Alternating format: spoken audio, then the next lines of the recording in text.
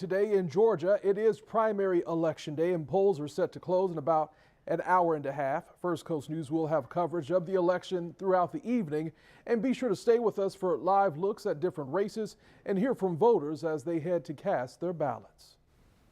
That's right, Anthony, and that's where we want to start tonight as voters head to the polls to cast their vote in a variety of races. Our Jeannie Blaylock is sitting down with political analyst John Daigle to talk about some of the big issues voters are facing tonight. Jeannie? So a lot of attention on all you folks in Georgia today. Your primary has national implications. So John, we appreciate your joining us today. So Georgia, as we all know, is a swing state. It could help decide the presidential election. But you have hardcore Republicans and hardcore Democrats voting today. So what could we really learn tonight? Well, I mean, we will see some races decided tonight, especially at the local level, and in many others we're going to find out who's going to face off in the November general election. But for a lot of these races, what it boils down to is a really good look at where the party's base is on either side.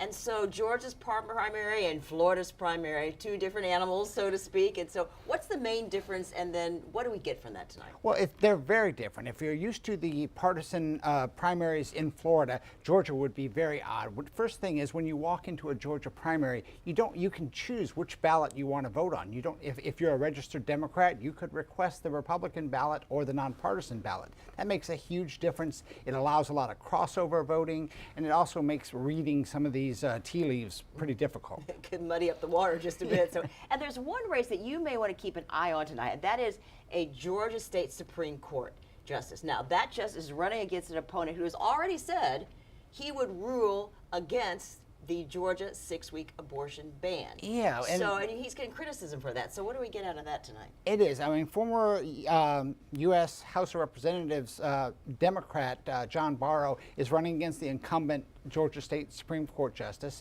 and he has made it very public that one of his big issues is supporting abortion rights. In Georgia, they have a 6-week ban that was passed back in 2019. That's very unusual for a judge candidate. He's come under a lot of criticism from the Judicial Qualifying Commission in Georgia, because it's really not supposed to be done as a judge candidate announcing how you might rule on an issue that is likely to come before you in court.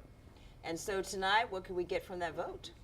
Well, we'll get a good feel for where Georgia is. I mean, in Florida, obviously, we have the referendum coming up in November on this 6-week abortion ban.